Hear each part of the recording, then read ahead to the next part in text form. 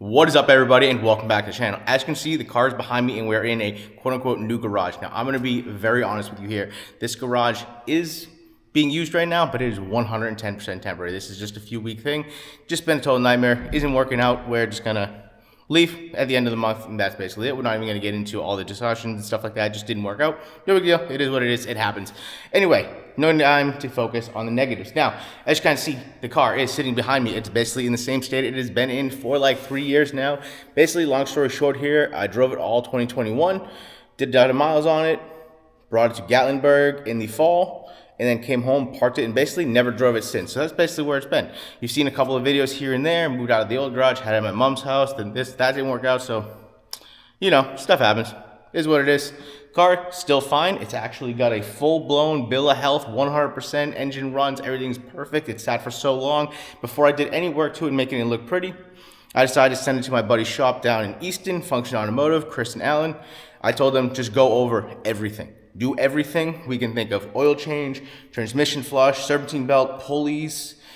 We did some HPS red silicone hoses, new coolant flush. I had them look at the clutch, the brakes, everything. I said, I want this car to be absolutely perfect. I do not want to spend thousands of dollars and months of my time making it look pretty again. And then all of a sudden, the first time I go drive it to a long show or a road trip or whatever, something happens. I started it up for a while. I took it to the car wash in December. Sprayed down the engine bay because it was filthy, and then let it sit. The next time I parked it, it sounded absolutely terrible. The bearings went. That's why you don't wash your engine bay, apparently. I never washed my engine bay in 8 years with this car.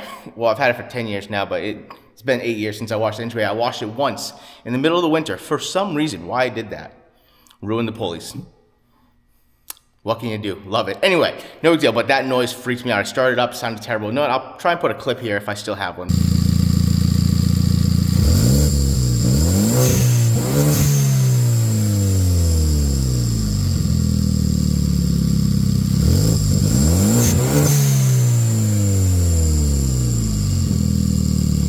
But yeah, I was like freaking out. I was like, what is this? My car never makes noises. So yeah, that's what started this whole maintenance thing. But bill of health, perfectly fine. So happy. These cars are just absolutely fantastic. This thing is bulletproof. This thing just turned 10 years old. Right now it's May. Back in March 25th exactly was 10-year anniversary.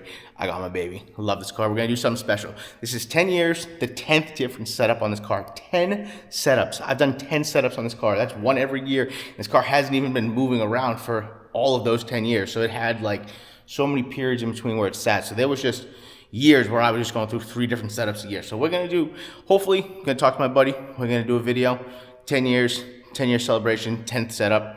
Fingers crossed, everything works out. We'll see how that goes. But like I said, what we went over on the car, the maintenance wise, I did the pulleys, serpentine belt, did a timing thing, or a timing chain kit, I believe. We did a transmission flush, coolant flush. We did some HPS silicone hoses just because the 10-year-old rubber hoses, I was like, why not do it? It's already there. I had them go over the brakes, bleed everything, check the clutch. I do have new transmission mount, a new short shifter that's going to be going in soon. The engine mounts are a little bit on the looser side. They're not bad. They're not terrible, but I'm going to try and get some new ones. At the same time, we're also going to shim the engine up. Since those are going to be out, we're just going to do that. But those 3 things that I just mentioned, transmission mount, short shifter, and the engine mounts are going to be later on. I want to get the car pretty, get it rewrapped, looking good. I got to get the wheels redone. We got a whole new setup, custom renders done of the car. We got everything figured out. I just need to get everything lined up and get it here. Now, what I do need to do in this garage space 100% is going to be fix the fender flares. We already did a little bit of work on them way back, I don't even know when that was, January, December 2022, something like that. A lot of stuff has changed since I started making videos. A lot of stuff has changed. A lot of things have changed in my life. Everything is so much better. I'm very, very happy about that. Anyway, though, so I don't even know where I'm at with this car. But like I said, we got to do the fender flares. We have to do the front bumper. I spent like 3 months last fall completely like redid the front bumper. All the videos I did on the front bumper repair way back in like 2022, I ended up cutting all of that work out and restarted. I put a 1/4-inch thick plate at the middle on the bottom, right down there at the bottom, as a reinforcement of ABS, so it's like bulletproof. Unfortunately, I made it too strong, so when I drove it here, I smashed it off the ground and I cracked the upper section of the bumper now. So I was about 95% complete, and now I broke it. So yeah, That sucks. Also, I was just gonna go buy another one of these M&S bumpers, but when I bought this bumper, it was the very first one that they had ever sold. It was right when they came into America, and they were in New Jersey. Now, I'm in Boston, Massachusetts. My buddy Mike owns the Import Shark, I think it's called, and he's friends with M&S. So basically, long story short here, he called him up, was like, hey, we need a customer with the bumper. He went and picked it up. I got it for dirt cheap. I drove to his house, picked it up, drove back to my house, and it was nothing. Now, M&S has now moved from New Jersey to Texas, so to get one of these bumpers shipped to me is gonna quadruple the cost.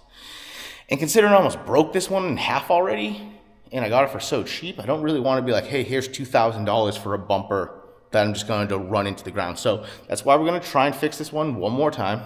After this bumper is done. When this bumper breaks, gone, buying a new one. We're going to reinforce it straight from the get-go, start off on a fresh slate, because ABS, fixing this stuff, just, it's a nightmare. It's a really nice material, really durable, really flexible, really strong.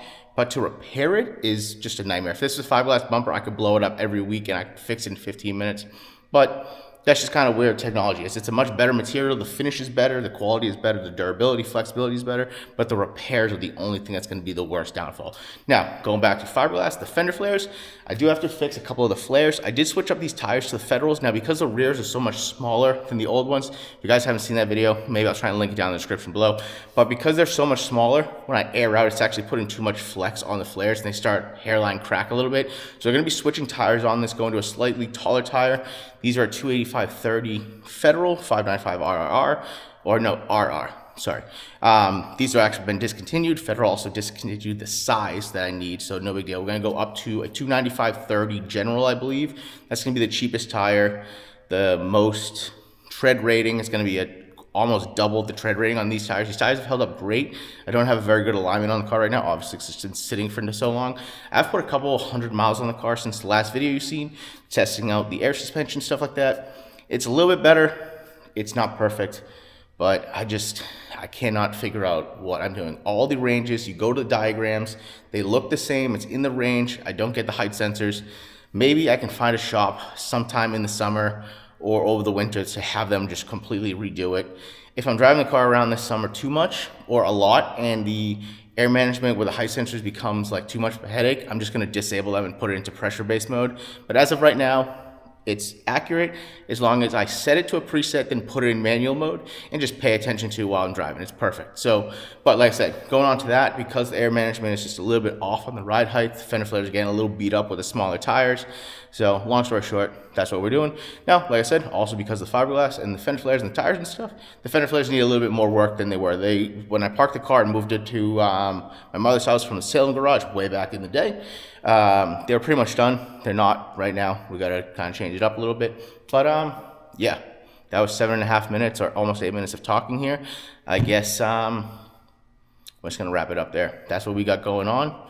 Hopefully I can get a couple of videos banged out while I'm in this garage, but right now I'm really just focusing on progress and not perfection, because I think that's been my problem. I've been so focused on making everything perfect that it gets in my head and just kind of delays all of my progress, which is really 3 years of that as an excuse at this point. That's just not okay. I just want to drive my car. I've been driving around like this with missing bumpers and missing fender flare pieces on it and stuff, and it's just not it. I just want my car to look good again. But yeah, that's where we're at, guys. Peace out. Catch you on the next one. Alrighty, guys. It was a few days later here, and I came back to the garage to start working on this front bumper. And unfortunately, I don't know if I'm gonna fix this thing. I fucked this thing up bad. Look at this. I thought it was just a little crack right here, or where is it? Look at, I can't even look at this thing. Totally destroyed. This whole front section went through the reinforcements. You can see this giant reinforcement place that I put in.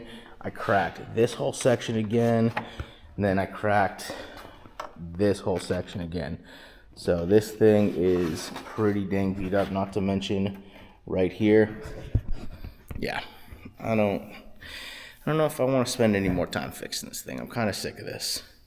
This thing's just a little too beat up. We'll see what happens. To be determined on the bumper repair. I might just go order another one. Don't even care at this point. Just would be easier. Peace out, guys.